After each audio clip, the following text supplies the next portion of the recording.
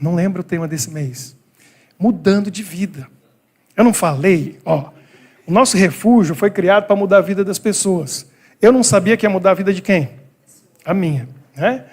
Então, eu estou explicando para vocês como que a gente muda de vida, porque mudar de vida é bom demais. Quando é para melhor, eu sei de alguns aqui que já mudaram de vida para melhor. É bom demais.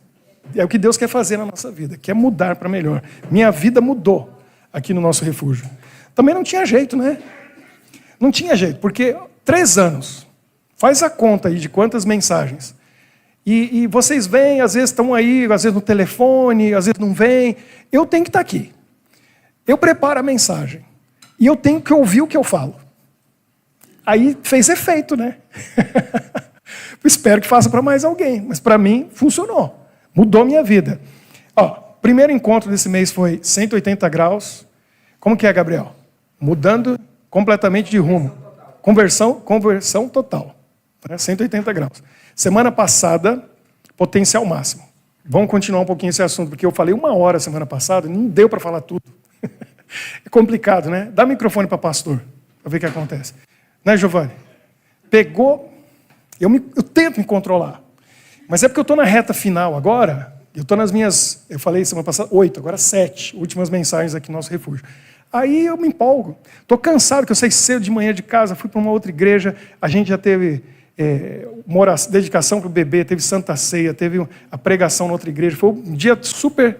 Chego aqui e aí a bateria já está acabando, que nada. Eu fico empolgado na hora que chega aqui no nosso refúgio. Né, João Marcelo? Fico empolgado, não tem jeito. Tem jeito. Então, vou tentar resumir. Mas, por que potencial máximo? Vou explicar para vocês. Eu estava pensando uma coisa. E é sério. A gente gasta tanto tempo nessa vida, pensando nas coisas dessa vida, que a gente não pensa na outra. Aqui, a gente vai passar quanto tempo? Se tiver sorte, 93 anos ou mais. Né? Se for abençoado, chega a 100. Né, Valzira? Mas o que é isso comparado com a eternidade? Para comparar? O que é mais importante? Uma coisa que é uma fração insignificante do tempo ou o lugar onde a gente vai passar a eternidade? Aí a gente gasta tempo, esforço, tudo pensando aqui, nesse pouquinho de tempo, e não está se preparando, não está pensando no que é mais importante, que é a eternidade. Não dá nem para comparar uma coisa com a outra. Eu estava pensando na eternidade, aí eu pensei uma coisa. Segundo a Bíblia, a gente vai chegar lá e vai passar 1000 anos, a princípio. Essas são umas férias, para começar. É um preparo, 1000 anos. E esses 1000 anos vai ser um momento de reflexão. Por quê? Tem algumas coisas. Primeiro, a gente chega lá e a gente espera. Eu falei isso hoje quando me despedi de uma igreja que eu fui, uma igreja africana, de ganeses. Foi fantástico. Não dá nem para explicar o que aconteceu lá hoje. Foi demais. Mas eu fico pensando assim, eu gostaria de ver todo mundo que estava lá hoje no reino de Deus. Eu falei para eles, eu vim aqui para essa igreja, eu fiquei quase 8 anos naquela igreja, como pastor deles. E eu não quero que falte ninguém. Mas a verdade é que, quando a gente chegar lá, primeiro a gente vai estar feliz que a gente está lá. Né? A gente quer ver a nossa família, os nossos amigos, as pessoas com quem a gente conviveu, mas a verdade é que nem todo mundo vai estar lá. Então vai ser um momento de reflexão. Por que fulano não estava aqui? Por que o outro não estava aqui? Né? E aí eu cheguei a uma conclusão. Eu fiquei pensando. Chegando lá, eu não quero ter um sentimento, e eu estou fazendo de tudo para não ter esse sentimento quando chegar lá. Que é olhar ao redor e pensar, tal pessoa da minha família não está aqui. Tal amigo meu não está aqui. E aí eu lembrar da minha vida que eu passei aqui nesse mundo, dedicando tempo, como eu disse, para mim mesmo, para as minhas coisas, para os meus sonhos, para os meus projetos. Podia ter dedicado algum tempo para aquela pessoa a mais, para que ela pudesse estar lá. Eu não quero ter esse sentimento. Está entendendo? Eu não quero, de jeito nenhum. Eu não quero chegar lá e pensar, e se eu tivesse feito mais? E se eu tivesse orado mais por aquela pessoa? Então, eu já falei para vocês sabem, eu comecei um programa de oração. Hoje está completando 489 dias de oração. O nome de vocês está lá na minha lista de oração. Eu oro todo dia. E esse é um acordo que eu fiz com Deus que chama Aliança Perpétua. Vai até eu morrer à volta de Jesus. Eu não paro mais. Porque eu não quero chegar lá e olhar para trás e pensar assim, podia ter feito mais e não fiz. Uma coisa que todo mundo pode fazer. É o quê? É o tema da minha vida, né? Eu vivo falando isso. É o quê? O que a gente pode fazer? Todo mundo pode fazer. Orar. Orar, todo mundo pode. Isso aí, você pode dizer assim, eu não tenho dinheiro, eu não tenho talento, eu não tenho condição, não tenho... Tem muita coisa que a gente não tem. Agora, orar, todo mundo pode. Então, é o mínimo que a gente pode fazer, orar. Eu quero chegar lá e dizer assim, a pessoa não está aqui, mas eu fiz o que eu podia. E eu orei por ela todo dia. Já muda a coisa, não muda? Agora, outra coisa que eu não...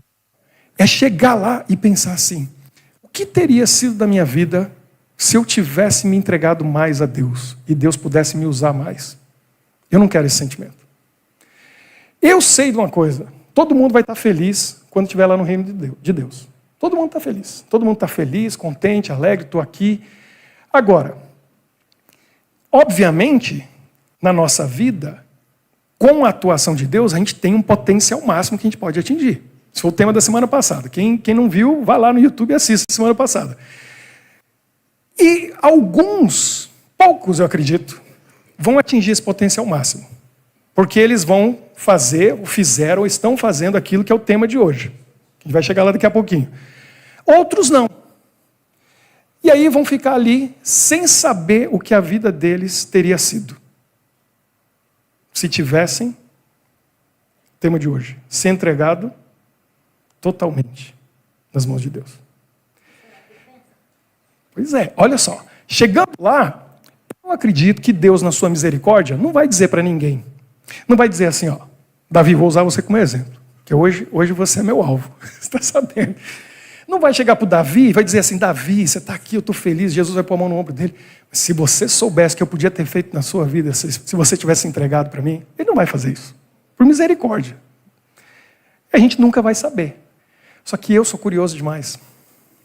Eu sou curioso demais. E eu sei que lá ele não vai contar para mim o que ele podia fazer da minha vida aqui, se eu tivesse me entregue totalmente nas mãos dele. Então o que eu estou tentando fazer? Descobrir aqui. Porque lá eu não vou saber, eu quero saber aqui. Então eu preciso me entregar totalmente nas mãos de Deus, para ver até onde esse Deus pode me levar. Eu quero ver o que ele pode fazer da minha vida. Porque eu não quero chegar lá com essa dúvida. Eu quero saber aqui, o que Deus pode fazer? Eu sei que ele pode fazer tudo. Olha, eu gosto muito de um texto que eu li na outra igreja hoje, está em Jó 42, verso 2.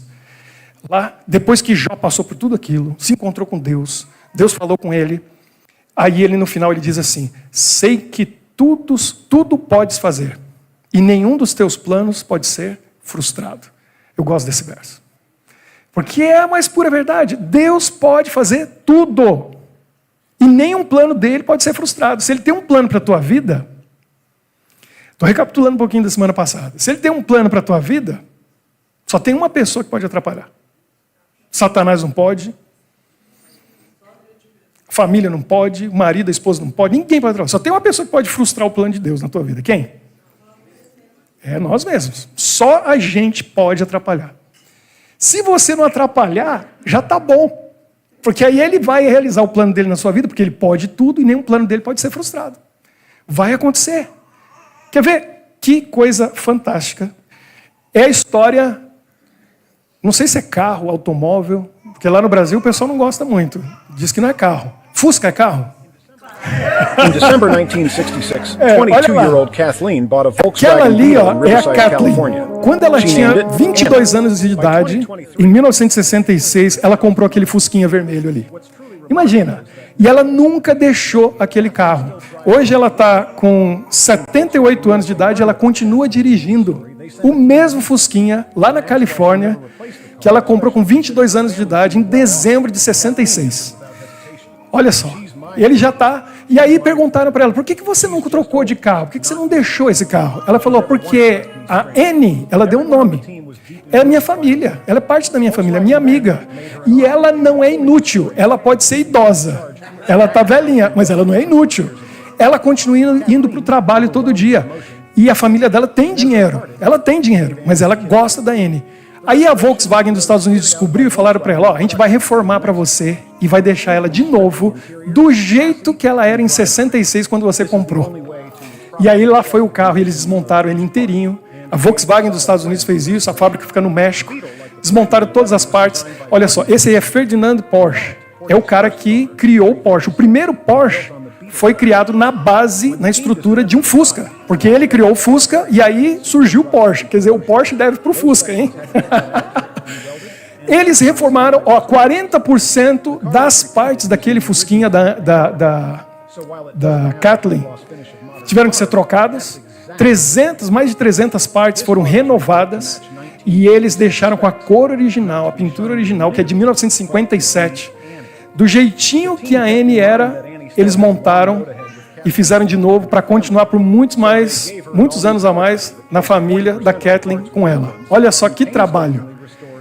Agora imagina a surpresa dela quando ela olhou para esse Fusquinha chegando, que já estava acabado, enferrujado por dentro, as peças corroídas, e agora ela com 78 anos de idade buzinou, ela olhou, ela voltou no tempo. Ela voltou lá aos 22 anos de idade, porque o Fusquinha estava igualzinho quando veio da fábrica, novinho. Olha que coisa linda. Ela voltou no tempo.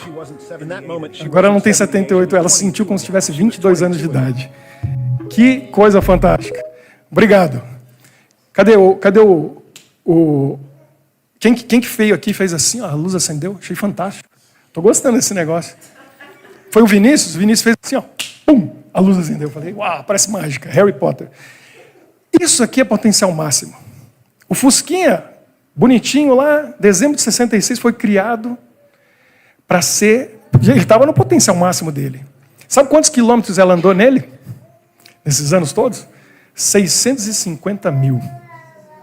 Já pensou? Rodou 650 mil quilômetros e foi deteriorando.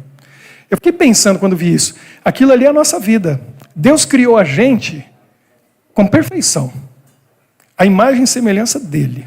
O pecado veio e o pecado vem corroendo, é a ferrugem, vai acabando com as partes, com as peças. E Deus quer fazer o que com a gente? Renovar. Quando a gente entra em contato com Ele, é para renovar a nossa vida, para atingir aquele potencial máximo que a gente vai perdendo por causa do pecado. Então aquilo me mostrou que o plano de Deus é esse. Agora a gente precisa deixar Ele fazer a reforma. Tem que entregar e colocar tudo na mão dele. Olha só o tema de hoje. Como que entra no tema de hoje, da entrega total? Só tem uma maneira da gente atingir o potencial máximo. Que Deus tem para nós. É o plano dele para a nossa vida e é o objetivo pelo qual ele criou. Para o qual ele criou a nossa vida. É através de uma entrega total. Tem que entregar tudo. Eu ouvi uma frase num vídeo esses dias, faz pouco tempo. E eu vou dizer para vocês. 3 anos aqui no nosso refúgio. Mensagens todas as semanas. Eu já falei muita coisa importante aqui. Mas a frase que eu vou dizer agora, talvez, se não for a mais importante, é uma das mais importantes nesses 3 anos. Então preste atenção. Olha como é sério. Deus precisa de você por inteiro para te salvar. Agora, Satanás, ele precisa só de um pedacinho teu para fazer com que você se perca. Pense nisso. Como isso é sério. Deus não aceita menos do que tudo. Ele precisa da gente inteiro. Uma entrega total. Porque se eu der parte para ele e um pedacinho ficar com pecado, ele não pode fazer essa reforma. E Satanás fala, vai lá na igreja, lê a sua Bíblia, ora, pode brincar de ser cristão, desde que você deixe comigo um pedacinho teu. Porque se eu tiver um pedacinho do teu coração, eu te derrubo por inteiro. Está entendendo por que é séria essa questão da entrega total? É fundamental, é essencial. A gente precisa fazer essa entrega total. E a guerra é essa. A guerra espiritual é essa. Porque o inimigo de Deus sabe. Tudo que ele tem que fazer é pegar um pedacinho da gente. E manter preso, prisioneiro dele. Só que não tem desculpa. Porque a palavra de Deus, ela deixa claro para a gente que Deus tem poder para fazer tudo. E para nos limpar e nos purificar de todo pecado. O que a gente precisa fazer é reconhecer o pecado, admitir, esse é o primeiro passo. É um trabalho do Espírito Santo na nossa vida, a gente não tem participação em nada praticamente, a gente só tem que aceitar. O Espírito Santo vem e nos convence do quê? Da verdade, da justiça e do juízo. Aí você se convenceu, ele provoca em nós uma coisa chamada arrependimento. E está cheio de arrependimento falso. É medo das consequências, né? É algum outro motivo. O arrependimento genuíno é o Espírito Santo que faz no coração. Eu reconheço, eu me arrependo, aí eu tenho que fazer o que está em 1 João 1,9. O que diz lá? 1 João 9 diz assim, se, condicional, confessarmos os nossos pecados, ele é fiel e justo para nos perdoar e nos purificar de toda injustiça. Então, eu reconheço, eu me arrependo, eu confesso. Nasci de novo. Acabou. Só que não para aí. É só o começo. Que aí, semana que vem, a gente vai ver o seguinte. Eu preciso entregar tudo. Semana que vem, eu tenho que permanecer constantemente com Ele. E no último final de semana desse mês, eu tenho que crescer continuamente. Já descobriram os temas das próximas semanas. Então, hoje, entrega total. Semana que vem, permanecer constantemente. E, no último final de semana, de novembro, crescer continuamente. A gente vai entender por que isso é importante. Olha o que acontece na nossa vida. Tem um PowerPoint ali, eu vou tentar usar o passador aqui, Jean. Se não funcionar, você vai passando aí. Coloca ali pra gente. Isso aqui é uma coisa que eu imaginei um tempo atrás. Isso aqui, em Portugal, como que chama esse móvel aqui, Ana Luísa? Um armário. No Brasil, como que chama? Cômoda, né? A gente chama de cômoda, em Portugal, um armário, não sei, em francês. Manu? Então a gente está certo no Brasil. Porque, não, é engraçado, né? O tanto de palavra no Brasil que a gente nem sabe que vem do francês. Eu acho engraçado isso. Eu fui descobrir, a hora que vim para cá aprender francês de verdade. Aí eu descobri. Por exemplo, eu fui mostrar para os meus meninos um caminhão que passou assim, ó, com um cilindro atrás, meio em diagonal, que fica girando e tem concreto dentro. Como que chama isso? Um caminhão o quê? Betoneira. Betoneira. Aí, quando eu falei a palavra que eu me dei conta. Betoneira. Isso não é do português, é do francês. O que é beton? Veio do francês. E o pessoal lá trabalha na obra no Brasil, né? E não sabe por que é betoneira. Que vem do francês, beton. E aí vai, né? Tá cheio de palavra aí que veio tudo do francês. Eu acho muito interessante. Ó, cômoda no português do Brasil provavelmente veio do francês, né? Agora eu descobri essa também. Olha só, isso aqui é a sua vida. E as gavetas são as repartições, os compartimentos da nossa vida. Deixa eu ver se vai funcionar aqui. Funcionou. Ó, tem uma gaveta lá que chama o quê? Família. Essa gaveta é importante, por isso eu coloquei em primeiro. Então, de vez em quando a gente abre ela, cuida dela. Essa gaveta aí todo dia tem que abrir. Tem que dar atenção para a nossa família. Ela é importante. Deixa eu ver se funciona aqui. Ó, outra que é importante. Trabalho. A gente abre, está lá, mexe no trabalho. Às vezes é mais importante que outras, porque a gente passa mais tempo no trabalho do que com a família. Não é? Tem muita gente que passa mais tempo no trabalho do que em casa com a família. Outra, do lazer. Isso também é importante. Tem gente, adolescente, que vive com essa gaveta aberta. Netflix. Netflix o tempo todo. Apple TV, como que chama o outro lá? Prime Video. E os games. Só vive no lazer. Né? A vida vai passar. E como meu irmão falava isso, eu acho muito engraçado, ele é psicólogo. E ele falava assim, tem gente que veio a vida a passeio. Não veio para trabalhar, não veio a passeio. Né? Então, a gaveta do lazer, tem a gaveta das finanças. Importante, essa aí. Tem outra gaveta dos relacionamentos, que envolve tudo. Envolve família, mas envolve colega de trabalho, envolve as pessoas com quem a gente se relaciona. Tem a gaveta da saúde. Tem gente que não abre e vai se deteriorando, não cuida da saúde, não cuida da alimentação, não está cuidando do corpo. Tem que abrir aquela gaveta e cuidar dela. O que mais? A gaveta dos sonhos. Essa é importante. Gaveta das mágoas. Tem gente que não larga, né? Essa gaveta das mágoas, não esquece, não abandona. Fica lá, abrindo aquela gaveta e remexendo. Eu descobri que eu não sou saudosista. Não sou. Eu não gasto um minuto na semana lembrando o que passou, lembrando as coisas ruins, coisas boas. Eu estou sempre pensando hoje e para o futuro. Eu sou muito assim. Mas tem gente que vive com aquela gaveta aberta das mágoas, só fica pensando no passado, só fica sofrendo, né? E fica se fazendo de vítima, e fica lá, revendo, relembrando. Não pode. E aí, Tem uma gaveta, que é a gaveta da igreja. Tem gente que abre uma vez no mês. Tem gente que abre todo final de semana, mas é só por algumas horas, aí fecha. Cumpri minha missão. Tem que abrir religiosamente aquela gaveta da igreja uma vez na semana, né? E tem uma que é a gaveta de Deus. Essa é melhor? É. E aí a pessoa abre a gaveta de Deus, tem um relacionamento com Deus, fecha e vai abrir outra gaveta. Aí cuida de outra coisa. De vez em quando.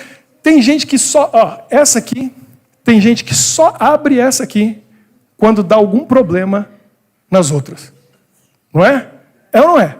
Tem gente que só vai nessa gaveta aqui quando dá algum problema nas outras.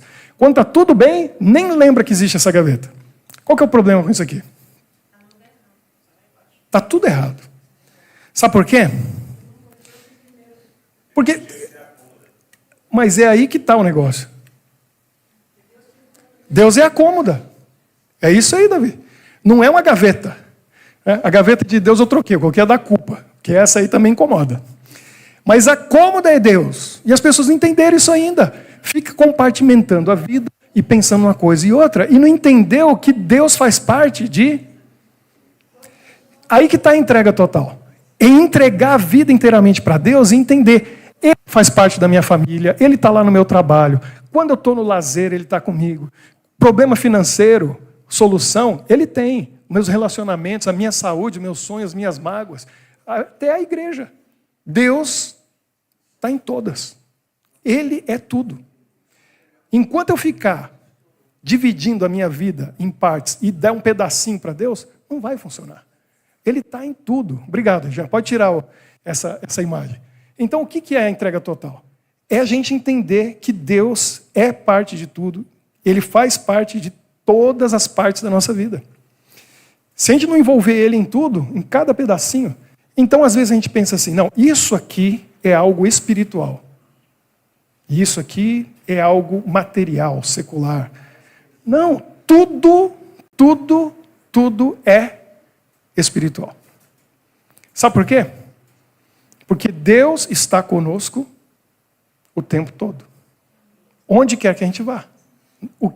Não importa o que a gente faça, Ele está lá. Então eu fico aqui lutando com as pessoas, às vezes eu já preguei sobre isso, já falei sobre isso.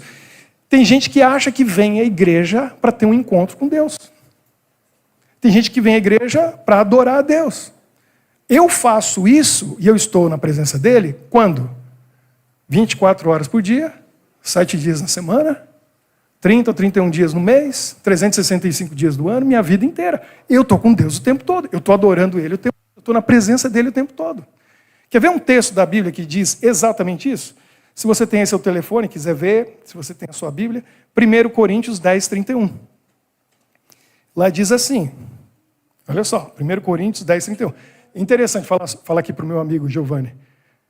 Faz 3 semanas, eu estava em Corinto. Fui lá na Grécia e visitei o porto onde Paulo chegou, a cidade de Corinto, onde Paulo passou 1 ano e meio, e depois ele escreveu uma carta para os coríntios. O que ele escreveu aqui? Ele disse assim, portanto, quer o quê? Comais, quer bebais, ou façais outra coisa qualquer. Fazei tudo para a glória de Deus. Por quê? Porque Deus se importa com tudo, cada uma das gavetinhas. E ele começou aqui, eu fiquei pensando, por que ele falou isso? Quer comais, quer bebais. E aí depois ele falou, façais qualquer outra coisa. Mas ele enfatizou, quer comais, quer bebais. E eu tive pensando nisso, e eu cheguei a uma conclusão, que a entrega total, ela começa pelo que é mais difícil. A entrega total, ela é o físico, o mental, o emocional e o espiritual. É tudo, nós somos completos, uma unidade. Mas o mais difícil está aqui, que é entregar o quer comais, quer bebais. Por isso que ele mencionou isso e falou, e o resto das coisas também. Tem que fazer para a glória de Deus. Olha só essa reflexão, pensa um pouquinho nisso. Porque hoje a gente vai falar sobre o corpo. A gente vai falar semana que vem sobre a mente e o espírito, nos nossos 2 próximos encontros. Mas veja só, o pecado começou com que provação?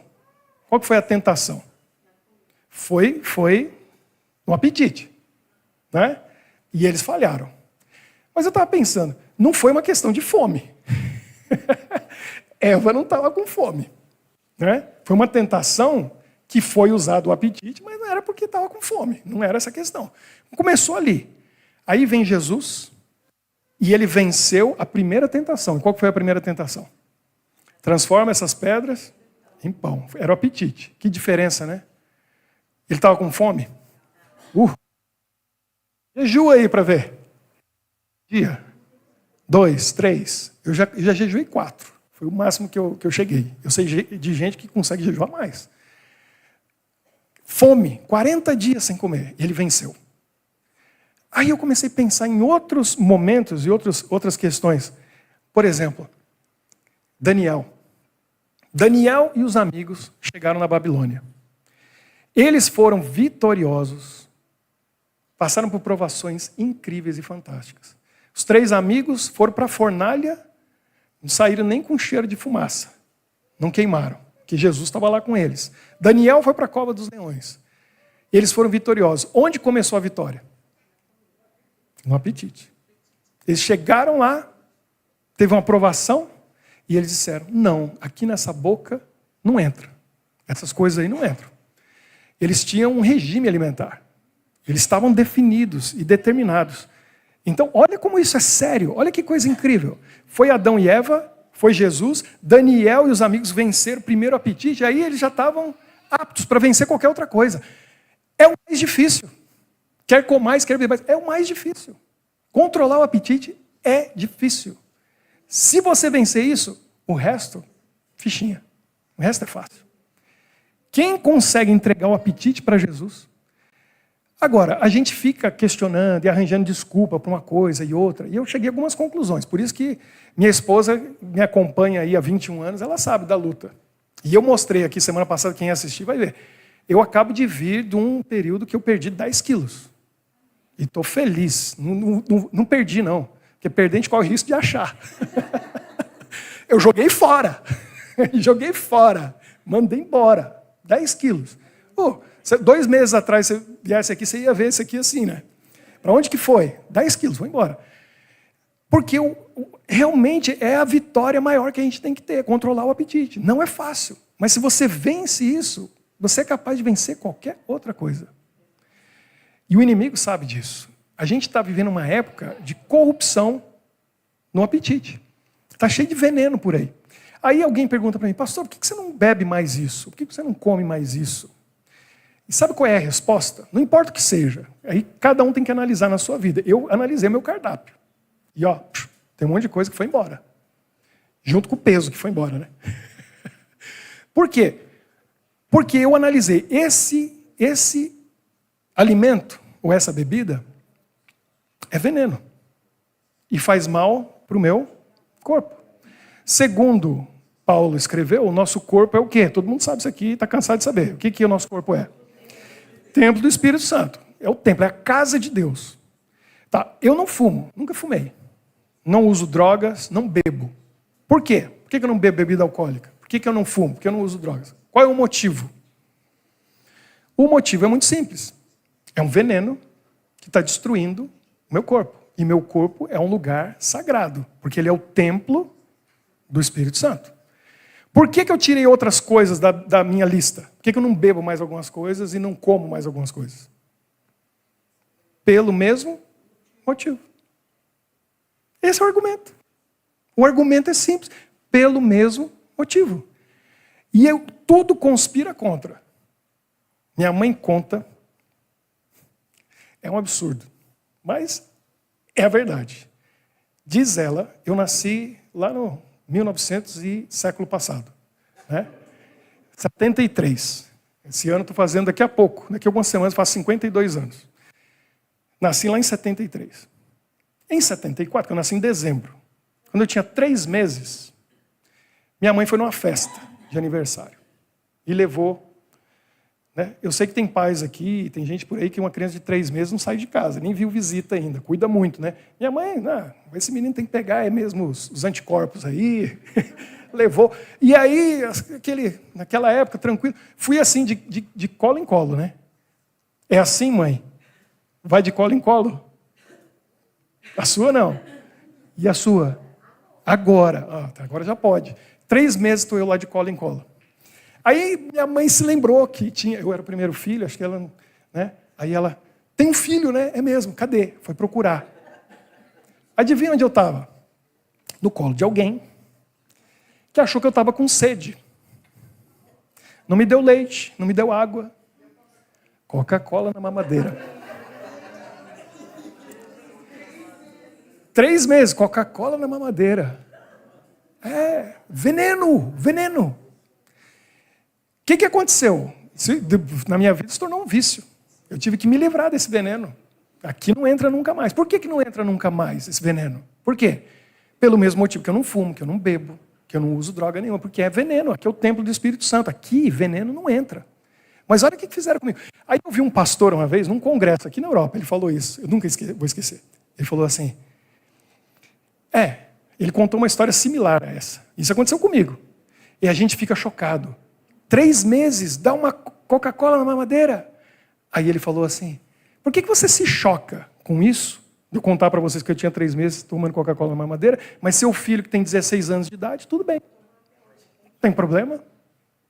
Que diferença tem? Um bebê com 3 meses tomar Coca-Cola na mamadeira ou um filho com 16 anos? Não é o mesmo veneno? Não vai fazer mal igual? Mas o adolescente, toma junto, né? Toma junto. Minha avó faleceu com 91 anos, ela gostava de Coca-Cola, tomava de vez em quando. Meu irmão brincava. Minha avó chamava Luzia. Aí meu irmão ouvia minha avó assim e falava, e a senhora vai tomar hoje água de Santa Luzia? Eu brincava com ela, né? Mas é veneno, não interessa a idade, não interessa se é bebê ou se é hoje. Então a gente tem que pensar no nosso corpo e no nosso templo. Agora, quer fazer uma entrega total? Para não ficar com dúvida quando chegar lá? Porque eu não quero ter dúvida, eu quero saber qual é o potencial máximo. Eu tive que começar com quer comais, quer bebais. Eu comecei por aí. Daniel fez isso. Por que tem o jejum? Por que o jejum aparece na Bíblia? E a gente fala que Jesus jejuou 40 dias. Sabe que tem mais 2 que jejuaram 40 dias? Quem consegue lembrar aí? Jesus jejuou 40 dias. Quem mais jejuou 40 dias? Moisés. Você sabia que não foi uma vez só? São 2 vezes que Moisés jejuou 40 dias. Teve outro. Quem foi outro que jejuou 40 dias? Esse aí, um anjo fez uma refeição para ele. Elias. Elias e Moisés também jejuaram 40 dias. Então, não fique surpreso pensando assim, Jesus jejuou 40 dias. Antes dele, Moisés já tinha feito isso 2 vezes e Elias também. O que é o jejum? O jejum é você dizer assim, olha, quem está em controle aqui não sou eu. Olha que profundo. Olha que bonito. Quem está em controle não sou eu. Porque se eu tivesse em controle, não rola jejum. Mas como o Espírito de Deus está em controle, ele controla tudo, começando com o meu apetite. Entendeu a profundidade do jejum? Quando você consegue jejuar um dia, 24 horas, ou seja, 2 ou 3, você está dizendo assim, eu não estou no controle. Deus está no controle. E Ele vai controlar tudo aqui. Eu estou entregando tudo. Começando com o meu apetite. E Ele está no controle. Agora, eu estou falando aqui do templo do Espírito Santo, que é o nosso corpo. Estou falando da parte de dentro. E agora eu quero falar da parte de fora. Porque o templo tem a parte interna e a parte externa. Não é? E a parte externa, ela revela o que está lá dentro. Como que eu estava aqui? Estava revelando, né? Meus vícios. Eu falei para vocês que eu era viciado. Quem que lembra? O que era o meu vício? Queijo. Isso aqui era queijo. Foi embora. Eu nasci em São Paulo, já me estragaram com a Coca-Cola. São Paulo, cidadezinha, né, que hoje, somando toda a grande São Paulo, 30 milhões de habitantes. No começo do século passado, 100 anos atrás, era assim, São Paulo era assim. 3, o Giovanni Bonotto, cada 3 habitantes, 2 eram estrangeiros, 1 era brasileiro. Isso era a cidade de São Paulo. Agora vocês vão me dizer, 1 era brasileiro, 1 era o quê? Italiano e o outro português. Era mais ou menos isso. Sabe qual é o resultado disso? Essa é a informação que eu vou dar para vocês, está defasada, porque eu vi muitos anos atrás. São Paulo tem minha cidade, onde eu nasci. E eu nasci bem no centro ali. Quem conhece São Paulo? Quem que é de São Paulo? Levanta a mão aí. Ó, eu nasci do lado da 23 de Maio, que é um hospital chamado Beneficência Portuguesa, 14º andar, o último. Nasci no centro de São Paulo. Aquilo ali, 300 mil padarias. Quem que são os donos das padarias? Os portugueses. Agora, quem que é dono de pizzaria? Os italianos. 3 bairros italianos em São Paulo, né? Sabe quantas pizzarias em São Paulo? 300 mil padarias. Quantas pizzarias você acha que tem? É o Sérgio que está ali? Esse entende de São Paulo, né, Sérgio? A gente foi vizinho lá. Quantas pizzarias em São Paulo? Se tem 300 mil padarias, quantas pizzarias? 500 mil. 500 mil. São Paulo tem mais pizzaria que padaria. Ou seja, pizza é mais importante que pão. Eu morava na zona leste de São Paulo, num bairro chamado Vila Matilde. Alguns conhecem, do lado da Vila Carrão, perto do Tatuapé. E ali, num raio, vou dizer, de 500 metros em volta da minha casa, tinha 7 pizzarias. Até hoje eu não sei qual que era melhor. Porque eu já comi pizza de todas. E era uma melhor que a outra. Não dava pra... Eram todas muito boas. O queijo, a minha corrente queijística tinha algum sangue. Porque tinha mais queijo que sangue nas minhas veias e artérias. Eu cresci comendo queijo, era a minha... né? E meus pais, assim, com uma tendência para ser mais natural, a gente comia carne também, mas era pouco. Mas o vegetariano, às vezes, né, que não é vegetariano estrito, aí ele abusa em outras coisas, né? E o meu vício era o queijo. Olha, eu pensei em deixar o queijo em 2014, quando eu cheguei aqui. O Jean, talvez lembra da história, eu estava na casa dele, e o Jean é fera, que o Jean sabe fazer queijo. Ele sabe fazer queijo. Eu vou dizer, é bom. E quando eu cheguei aqui, eu estava na casa dele, só nós dois, que a minha esposa estava lá na França, lá no Colonges, estudando francês. Eu vinha no final de semana para cá, e eu lembro que ele colocou queijo na mesa, eu olhava aquilo, cheirava aquilo, e falava, se tem um cheiro para mim que é do céu, é o cheiro do queijo. O sabor, então, é esse. Era assim, uma paixão da minha vida, queijo. França tem 400 tipos de queijo diferentes. Suíça também. Nossa, pensei, vou mudar para a França ou para a Suíça só por causa do queijo, né? E eu já provei dezenas de queijos diferentes. E eu vou dizer, até hoje, eu estou procurando um que eu não goste. Porque quanto mais fedido, melhor. Sabe aqueles que gostam de gorgonzola? Era eu. Mas aí eu pensei, esse é um problema, porque para algumas pessoas as drogas é um problema, o fumo. Dizem que a nicotina é um dos piores vícios que tem. Drauzio Varela, que todo mundo sabe quem é, aquele médico famoso no Brasil, ele diz isso. O pior vício que existe é o cigarro. Por quê? Porque a pessoa vai para a penitenciária, ele que trabalhou muitos anos atendendo, né, nas penitenciárias, inclusive o Carandiru, e falou, a pessoa ela é viciada em crack, seja a droga que for, ela está na prisão, não tem. E ela sobrevive, ela fica bem. A pessoa é alcoólatra, ela sobrevive na prisão. Mas não fica sem o quê? Cigarro não fica. A pessoa não fica sem a nicotina. Não fica. Tanto é que a moeda de troca em tudo quanto é filme que a gente vê aí, na prisão é o quê? É o cigarro. É dinheiro. Porque é um vício tremendo. Mas eu me dei conta, 11 anos atrás, que o queijo para mim era a minha nicotina. Estava dominando a minha vida. E eu precisei dar um basta. Quanto tempo eu demorei? Eu não como mais queijo. Já tem 1 ano e meio. Não tenho nem vontade nenhuma. Não gosto do cheiro, já está me dando ânsia, porque eu já me libertei. Mas quanto tempo demorou? Foi em 2014 que eu pensei, falei, eu vou chegar lá. 2024. 10 anos. 10 anos. Mas a entrega total aconteceu. Eu entreguei. E eu estou livre. E como é bom estar livre. Não é fácil, mas começa aí. Quem vence isso, consegue vencer qualquer coisa. Porque realmente prova que o Espírito Santo entrou na vida. E aí a parte exterior mostra como está o templo por dentro.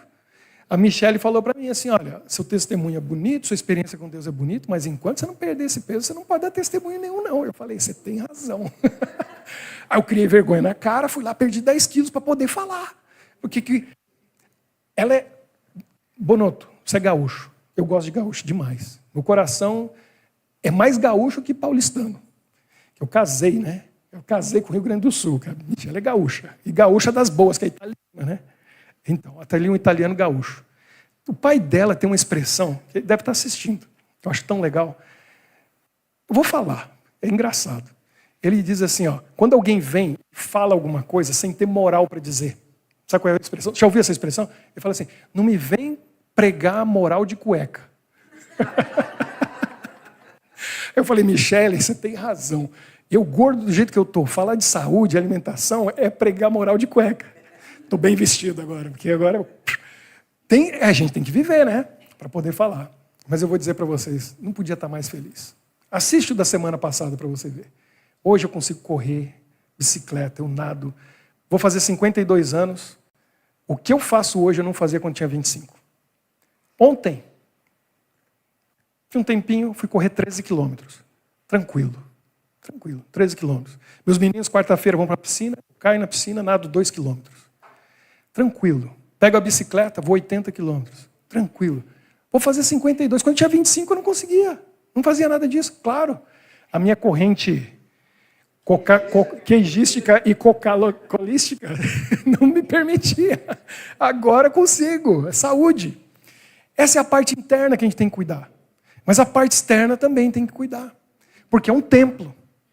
E a gente está vivendo uma época, que o que a gente vai conversar agora é muito especial. Né, Davi? É muito especial. A gente está vivendo uma época que as pessoas, que eu nunca vi, o que aconteceu no mundo inteiro, as pessoas gostam de pichar a parede do templo. Que é isso que eu ouvi um pastor falando nos Estados Unidos uma vez. Né? Fazer um grafite. E tem um grafite que é bonito. Aqui em Bruxelas, que é a capital mundial de histórias em quadrinhos, bande dessinée, é a 9ª arte. O pessoal sabe desenhar. E você vê aqui no centro da cidade, você vai andar, você vai ver o Tintin, né? Você vai ver os Smurfs, são daqui. E tem vários, e o pessoal pinta assim no teto, na parede, tem uns desenhos bonitos. Mas o templo, a gente não pega as latinhas e vai pichando, vai fazer um grafite. Não. O que é o grafite no templo? Né? Tatuagem. E hoje é normal. Gente de todas as idades, qualquer cultura, qualquer povo. No Japão, a gente passou 2 anos no Japão, tatuagem lá era da Yakuza, que é a máfia japonesa. Então, tatuagem era super mal visto no Japão. Uma pessoa com tatuagem, vamos dizer, você tem uma tatuagem, você chega no Japão e você quer ir nos banhos que eles têm lá, sauna, que é muito bom, banhos quentes. Tem uma região do Japão, se eu não me engano, é Hokkaido, é uma ilha no norte, tem uns macacos bonitos lá e tem umas, porque é tudo ilha vulcânica, então tem fontes de água quente. Aí você quer ir em uma piscina pública, ou você quer ir em algum lugar, tem tatuagem? No Japão não podia. Para você ir, você tinha que cobrir a tatuagem com adesivo, alguma coisa. Por quê? Porque era o símbolo da máfia japonesa. Todo mafioso lá tem tatuagem. Hoje, você acha que existe isso lá? Acabou, porque todo mundo tem tatuagem, todo mundo faz tatuagem. E é um grafite na parede do templo, do lado de fora. Davi, vem aqui, que agora é um momento especial. Então, eu falei que encaixava no assunto hoje. Perfeito, né? Então, eu vou dizer para vocês, o Davi, meu amigo, e para mim, o presente de Deus. Mas o que... Vamos pegar um microfone aqui para ele. Cadê? Qual que a gente pode pegar? Vê se está ligado. Ei. Aí. O Davi foi um presente de Deus para mim. Tá, para vocês também. Mas para mim eu vou explicar por quê. Porque a gente começou isso aqui e a gente fica em dúvida, né? Será que a gente está fazendo alguma coisa que está dando resultado, que é bom? Quanto tempo faz você vem aqui no nosso refúgio? Acho que uns 6 meses. Põe o microfone aí, pessoal. Acho que uns 6 meses. 6 meses. 6, 7. Sempre está aqui com a gente. Tem um encontro segunda noite, que a gente estava fazendo, que é o Estou princípio. participando. Toda semana. Quarta noite, o encontro de oração, o refúgio da oração. Sexta noite, o papo de fé. Você está em tudo, né? Tento estar em tudo. Sempre está lá. E o Davi, como ele chegou aqui, para mim, foi o presente. Por quê? Vou explicar uma coisa para vocês. Esse aqui é outro ponto sério, sério. A gente sempre fala isso, e você tem essa visão clara disso.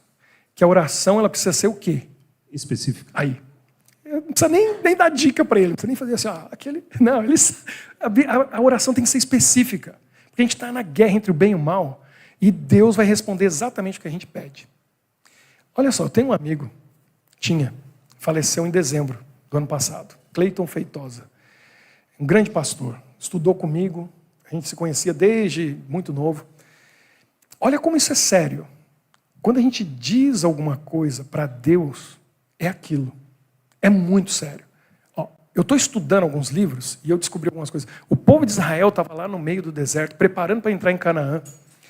E eles começaram a reclamar, os espias foram lá, lembra? 12, 10 vieram com uma história lá que não desanimou todo mundo. E aí eles começaram a reclamar e disseram assim para Moisés e para Deus: Deus tirou a gente do Egito para morrer nesse deserto. E ficaram repetindo isso. Aí o que Deus fez? Não foi Deus que deu a punição. Deus falou assim: vou atender essa oração. Vocês vão morrer no deserto. Nenhum de vocês, a não ser Caleb e Josué, vai entrar. Nem Moisés e Arão entraram na terra prometida.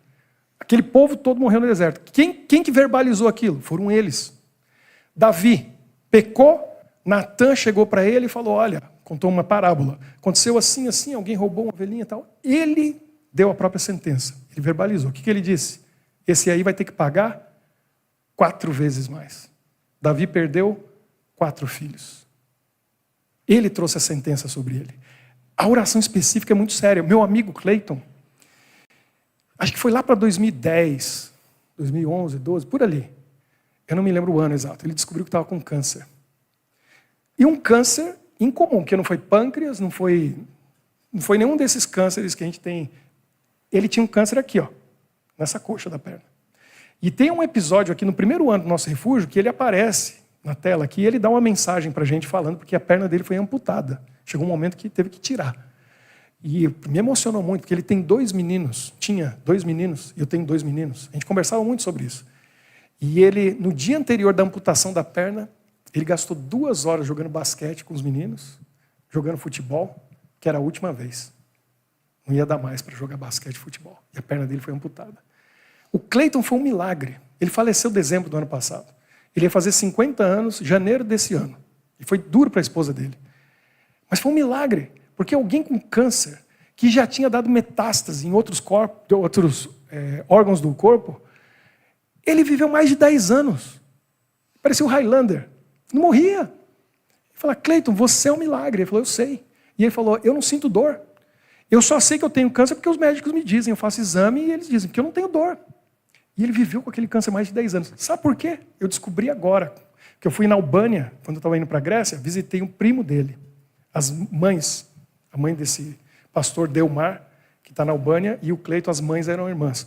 E ele contou para mim uma coisa que eu falei: olha como que a oração específica com Deus é sério. O Cleiton, quando descobriu que estava com câncer, ele viu: eu vou morrer disso aqui. Os filhos, os 2 meninos, tinham ali entre mais ou menos 7, 8, 9 anos de idade, os 2 meninos. E ele falou para Deus assim: deixa eu ver meus meninos crescerem. Eu preciso educar eles. Eu preciso cuidar deles. Até que eles atinjam, pelo menos, a idade de ir para a faculdade. O que Deus fez? Fez. Por isso que ele viveu mais de 10 anos. Sabe o que aconteceu ano passado? O filho mais velho dele estava fazendo a faculdade. O mais novo estava lá no Brasil e ele morava nos Estados Unidos. Ele era pastor nos Estados Unidos. O filho mais novo estava terminando o ensino médio, lá no IACS, em Taquara, no Rio Grande do Sul. E ele já sabia.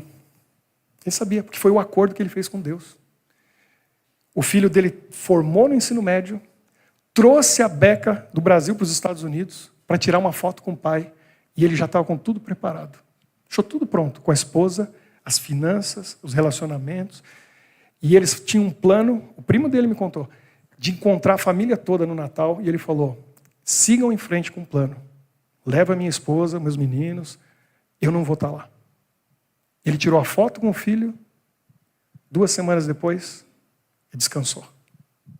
Mas Deus deu para ele mais de 10 anos. Olha como que é sério essa coisa da oração específica. O Davi estava aqui em Bruxelas, no Basic Fit, se exercitando no sábado à tarde, na academia. Olha, ele não é fraco não, viu? Eu vou chegar lá. Agora eu já estou com potencial para isso. Eu estava. Então vamos voltar. Ele está lá animadíssimo, por quê? A sua mãe é de que igreja? Minha mãe é da Assembleia de Deus. Assembleia de Deus. Orou por você, tem certeza, todo dia da vida dela, não foi? Eu brincava, eu chamava ela de minha véia do coque. A mãe do Davi, lá de Anápolis, Anápolis, Goiás. Ó. Terra boa, né? Terra do piqui, da pamonha, do pão de queijo. Ô, trem bom. Trem bom. Goiano do pé rachado? Pé rachado não. Não. Essa é a expressão. Ainda Essa é a expressão lá no Goiás, né? Porque ninguém fala em Goiás. Lá no Goiás. Goiás. Goiás. Isso aí. Eu sou paulistano, mas filho de goiano. Então, de povo que come carne. Carne. O sangue aqui é goiano. Mas o Davi cresceu na igreja, cresceu como cristão, mas aí em algum momento na sua adolescência você se desviou. E foi parar num negócio que deu dinheiro. Bastante. O que era o seu negócio? Eu era dono de shoppings de tatuagem. Quantas você tinha? 3 lojas. 3 lojas. Muita tatuagem, né? Muita Dá para ter tatuagem. ideia quantas tatuagens você fez? Você e seus funcionários. Não, são dá. 20 anos de profissão. 20 anos. Milhares de tatuagens. Não foi? E sua mãe orando, né? Minha mãe nunca desistiu. Nunca desistiu. Nunca desistiu. Chegou um dia que o Espírito Santo trabalhou na sua vida e você... Conta pra gente o que fez você parar e dizer assim, ó... Conta pra... Porque eu não quero dar spoiler do livro. Que você vai ter que ler o livro. Olha aqui. Olha que capa bonita. Deus chamou Davi para dar o testemunho. E eu vou dizer, você pode falar o que você quiser, mas eu vou falar aqui. O Davi está preocupado, principalmente com os pais que não têm argumento para conversar com os filhos, quando eles chegam e dizem assim, eu vou fazer uma tatuagem. Está aqui, ó. Porque ele sabe melhor do que ninguém. Eu posso falar. Eu não tenho tatuagem, nunca vou fazer. Mas ele tem a experiência, ele sabe. O que leva um jovem, um adolescente ou uma pessoa a fazer uma tatuagem? Você sabe. Mas qual foi a tatuagem que você falou assim, ó, não dá para ir mais nisso aqui? Eu não posso falar por outras pessoas, mas posso falar por mim, pela minha experiência. Tudo que eu fiz, eu descobri depois que foi por uma necessidade de aprovação, identidade. Você queria fazer parte, ser aceito. Eu queria ser aceito. Tá numa tribo, né? Grupo, ser visto mais forte, mais grande, mais mal, mais alguma coisa que alguém me notasse. O Davi estava ali com a jaqueta, eu pedi para ele puxar as mangas aqui. Você tem ideia de quantas tatuagens você tem no seu corpo? Não. Não. Mas tem uma porcentagem grande do seu corpo está tatuado. 85, 80% do corpo. 80% do corpo dele está tatuado. Mas sabe aquele fusquinha, a N, que foi renovada? Ó, esse aqui, a hora que encontrar com Jesus, Jesus fala assim, sabe aquele fusquinha que o pastor Ricardo mostrou aquele dia lá? Vamos fazer com você aquilo, vai ganhar tudo novinho. Se fosse hoje, você faria uma tatuagem de novo? Não. Jamais, né? Jamais. Olha o que aconteceu. O Davi, o Espírito Santo tocou na mente, no coração dele, e ele voltou para Jesus. Se reencontrou com Jesus. Talvez encontrou, né? Porque talvez não tivesse encontrado lá, né? Não tinha encontrado. Encontrou Jesus. E ele ficou tão empolgado, criou no Instagram dele uma página ali só para textos bíblicos, algumas mensagens. Eu tentei colocar Cristo na vida de outras pessoas pelo network que eu tinha de tantas tatuagens. Então, eu criei uma rede social e a rede social foi com 500 mil de pessoas. Mas, sim, mas aí as pessoas, quando você deixa de fazer o que elas gostam, o que você é necessário para elas, inclusive eu fiz um teste aqui hoje, porque eu cheguei e eu falei, vou colocar a live. Até a própria rede social não entrega o conteúdo para ninguém quando é um conteúdo diferente do que a gente quer fazer. Esse mundo é uma guerra. Mas o Davi estava ali compartilhando a nova descoberta dele, a fé. Aí ele está lá na academia, sábado à tarde, e viu um casal. O casal Santos. O Santos e a Luanda. E a esposa Luanda.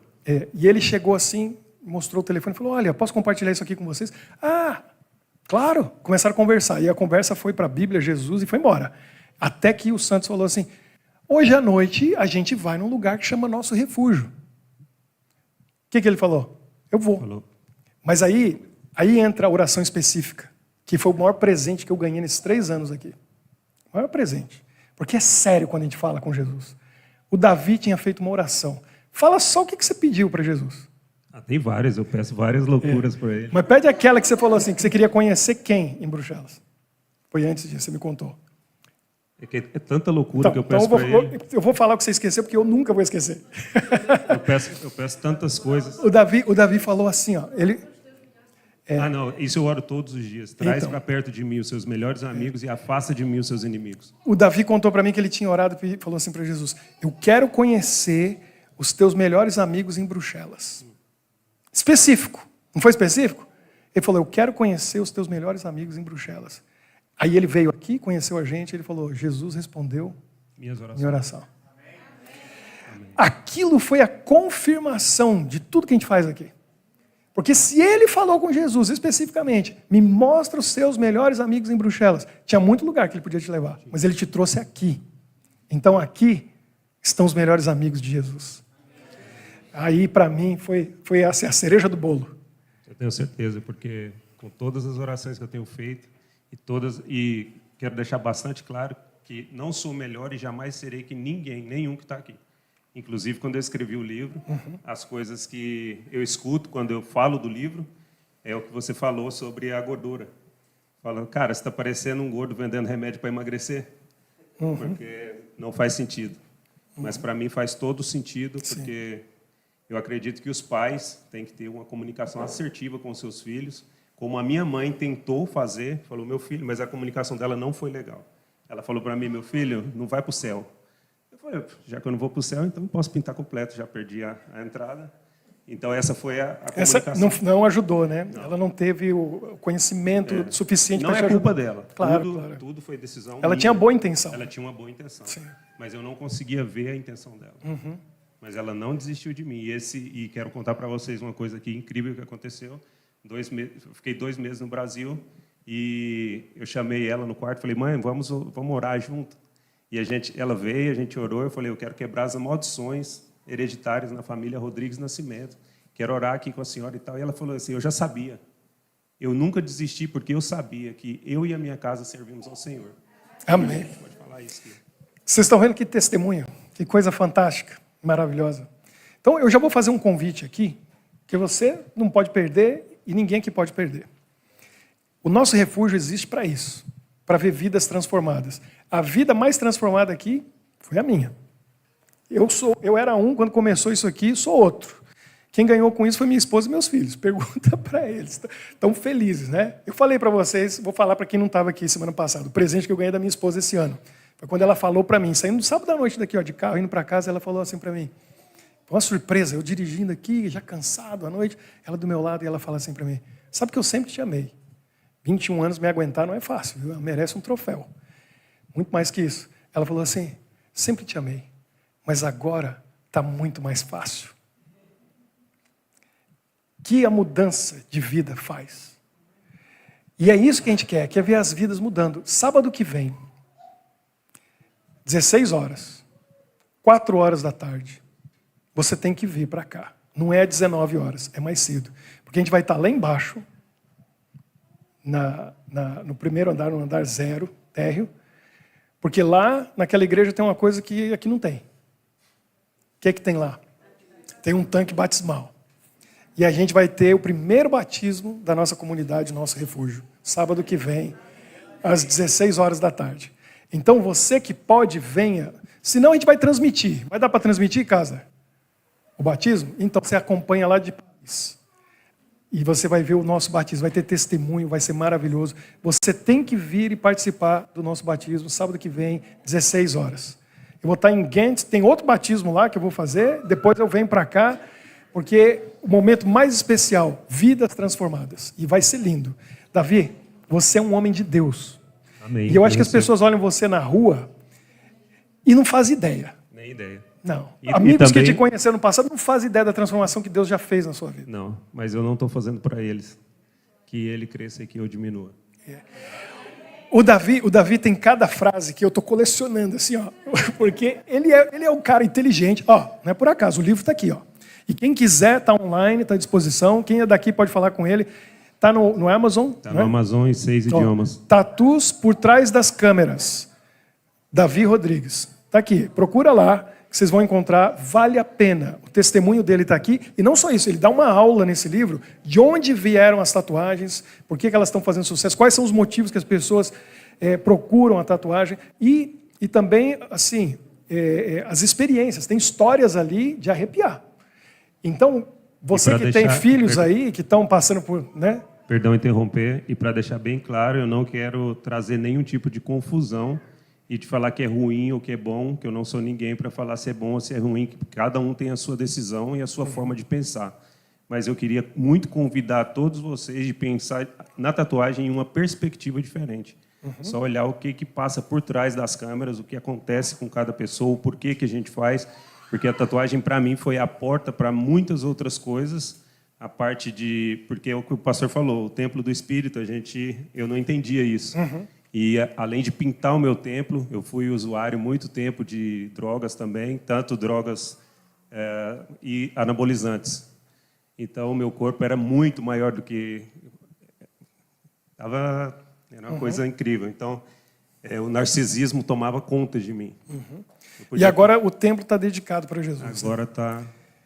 Amém. Está dedicado. Então, você precisa ver esse testemunho, pode usar para alguém, né? Você tem alguém na família, um amigo, que está falando, olha, meu filho, minha filha, vai ajudar. Vai ter os argumentos para ajudar a pessoa a saber aquilo que você não sabia, né? Por isso tomou essas decisões. Mas eu descobri a gente torna difícil uma coisa que é fácil. Eu descobri de onde que eu vim, quem eu sou e para onde que eu vou. Então acabou. Não precisa mais de nada disso. Não precisa mais. Davi, muito obrigado. Que Deus te abençoe. E eu vou pedir para vocês orarem por ele. Continue orando por ele, para ele continuar dando esse testemunho. Quantas línguas? 6 línguas. Sim. Imagina onde vai chegar isso aqui. Eu nunca vi alguém sair desse mundo da tatuagem e dar um testemunho como ele está dando e ensinando. Obrigado, Davi. Eu não sei como ainda, mas esse livro vai para cada centro penitenciário do mundo. Eu ainda não sei como. O como não me pertence. Vamos trabalhar por isso. Vamos trabalhar por isso. Amém.